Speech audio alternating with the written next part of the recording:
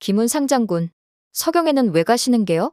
김훈과 최지를 비롯한 무관상관들이 모두 한 번에 서경에 장락궁으로 간다는 소식을 들은 박진이 의아해서 찾아왔습니다. 박진은 무관들이 정권을 잡은 뒤에 자신의 세상이 펼쳐진 것 마냥 신나서 온갖 폐악질을 하고 돌아다니던 때였어요. 이전까지는 두 아들을 전쟁 중에 잃고 복수를 하겠다고 나다니는 박진을 안쓰럽게 보는 시선들도 있었지만 김훈과 최질이 정권을 잡고 난 뒤에 박진이 행하는 만행을 본 사람들은 박진이 그저 무관들을 이용해 권력을 잡고 부귀영화를 누리려던 소인배일 뿐이라고 모두 손가락질을 할 뿐이었죠. 성상폐하께서 우리의 노고를 달래주기 위하여 친히 장락궁에서 연회를 열어주신다고 하오. 박진 그대와 같이 못 가는 것이 미안하오. 아닙니다. 그럼 즐거운 시간 보내고 오시지요. 그렇게 김훈과 최질이 장락궁에 가기 위해 서경으로 출발한 뒤에 개경에 남은 박진은 두 상장군이 없는 틈을 타서 눈치도 보지 않고 자신의 이익을 챙길 생각에 신이 났어요. 김훈과 최질이 중추사라는 직책까지 올라서 출납과 수기 군기 군정 병기 경비 차섭 등 많은 일을 관장하는 직책을 맡았고 무신의 난에 깊게 관여한 박진에게 그 책무들의 실질적인 권한을 나누어주면서 많은 이득을 주고 있었던 터이지만 욕심이 하늘 높은 줄 모르고 치솟던 박진은 김훈과 최질만 없어진다면 내가 이 모든 이익을 다 가질 수 있었을 것이라면서 오히려 아쉬워하는 모양새였죠. 그러던 중 김훈과 최질이 서경에 다녀온다고 하니 박진은 그 사이에 나라의 곡물과 곡식도 빼돌리고 자신의 재산을 불릴 생각에 신이 났습니다. 김훈 상장군이 종이품 관직까지 오르니 가장 이득을 보는 것은 바로 나이구나? 이렇게 박진이 신나할 동안 그의 양아들은 한 가지 납득이 가지 않는 점이 있다면서 박진에게 물어보았습니다. 아버지, 근데 조금 이상하지 않습니까? 뭐가 이상하다는 거냐? 폐하께서 무관들의 노고를 치하하고 싶으시면 그저 술과 고기를 내려주면 될 것이지 굳이 서경에 있는 장락궁까지 부르는 게 조금 평범치 않다고 여겨져서요.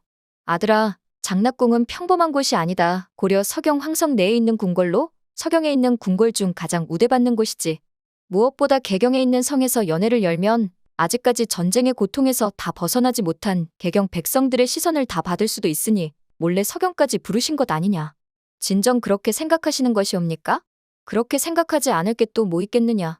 박진은 김훈과 최질이 잠시라도 사라지면 자기가 취할 곡식과 군량미가 상당했기에 현종이 왜 그들을 서경까지 불렀는지 그 연유를 알고 싶지도 않았고 알게 된다 해도 인정하고 싶지도 않았어요.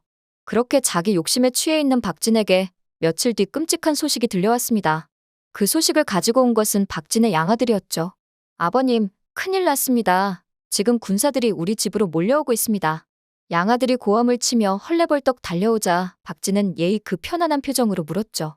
군사들이 우리 집에 오는 게 무슨 문제냐? 이때까지만 해도 김훈과 최질이 자신과 한편이기에 무장한 군사들이 무서울 이유가 하나도 없다고 판단한 박진은 양아들의 행동이 의아할 뿐이었고 그런 박진에게 양아들은 김훈과 최질을 비롯한 무신 19명이 모두 죽었다고 말을 했죠. 당연히 그 소식을 들은 박진의 얼굴은 까맣게 변할 수밖에 없었어요. 이전에는 자신의 존재를 드러냈다가 화를 입을까봐 현종 몰래 활동을 했던 것에 비해 김훈과 최질이 권력을 잡은 뒤에는 세상 무서울 것이 없어졌기 때문에 자신의 존재를 고려해 명백하게 드러내면서 온갖 권력놀이를 해왔던 박진이었잖아요. 권력놀이를 한 지 채 4달이 되어가던 시점에 자기가 믿고 있던 김훈과 최질이 죽었으니 박진은 아연실색할 수밖에 없었습니다. 그래, 군사들의 수가 얼마나 되더냐? 약 50명 정도 되어 보이는 듯 했습니다. 박진의 집에도 사병들이 있었지만 지체문이 이끌고 오는 군사들을 막기란 불가능해 보였고 박진은 금덩어리 몇 개만 챙겨 양아들과 함께 집을 몰래 빠져나왔습니다.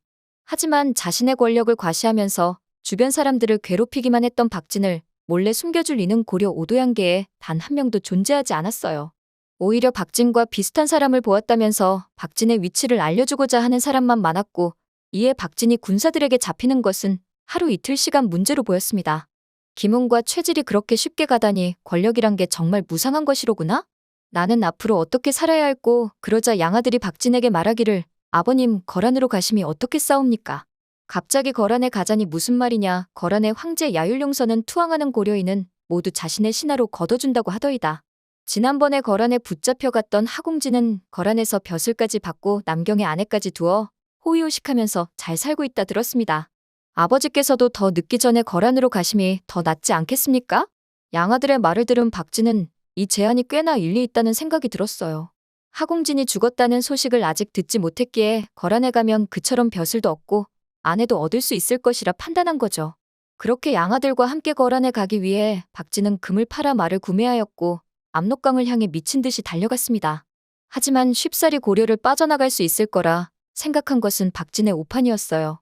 박진과 양아들을 발견한 군사들은 두 사람을 향해 활을 쏘아대기 시작했고 박진은 왼쪽 어깨에 화살을 맞아 말에서 굴러 떨어질 뻔했죠. 과거 현종을 쫓다가 화살을 맞은 곳에 또 한 번 화살을 맞게 되면서 박진이 느끼는 고통은 상당했습니다. 게다가 꽁꽁 얼어붙은 대동강 위를 건너다가 말에서 미끄러져 떨어지기도 했기에 그렇게 겨우 거란에 도착한 박진의 몰골은 처참하기 그지없었어요. 무엇보다 자신이 유일하게 의지했던 양아들은 고려군이 쏜 화살에 맞아 그 자리에서 즉사해 이제 박진에게 남은 것은 아무것도 없게 되었죠. 하지만 거란의 황제를 만나기만 한다면 거란에서 벼슬도 얻고 새 가정도 꾸리면서 새 출발을 할 것이라 기대를 하면서 야율융서를 만나기 위해 갔지만 궁궐을 호위하던 호위병이 그를 막아서며 웬 놈이냐고 물었고 박진은 스스로를 고려에서 온 자라고 소개하였습니다. 고려에서 오는 자들은 모두 죽여버리라는 야율융서의 명령이 떨어지고 난 뒤였기에 이 소식을 들은 소배압은 박진을 야율융서에게 데려달 줄 필요도 없이 바로 그 자리에서 죽여야겠다 마음먹었어요. 과거 고려의 사신 김은부를 바로 죽이지 않고 결국 살려보내게 된 것에 대해 야율융서가 기분이 좋지 않아 했기에 소배압은 그 이후 고려에서 오는 자는 바로 그 자리에서 처형을 해버려서 야율융서의 마음을 풀어주자 생각했거든요. 그렇게 박진은 자신이 꿈에 그리던 거란에서의 새 출발이 물거품이 된 채 소배압에 의해서 죽임을 당하게 되었습니다. 이 소식을 전해 들은 야율융서도 꽤 만족해하며 그의 간을 가져오라고 일렀어요. 고려인에게 원한을 품은 야율융서는 하공진의 간을 먹은 데에 이어서 이번에는 박진의 간까지 먹으면서 고려를 침공할 마음을 다잡았습니다. 이렇게 살기 위해 고려에서 거란으로 탈출했던 박진은 거란에서 끔찍한 죽음을 맞게 되었네요. 오늘 영상 재밌으셨다면 구독과 좋아요 부탁드려요.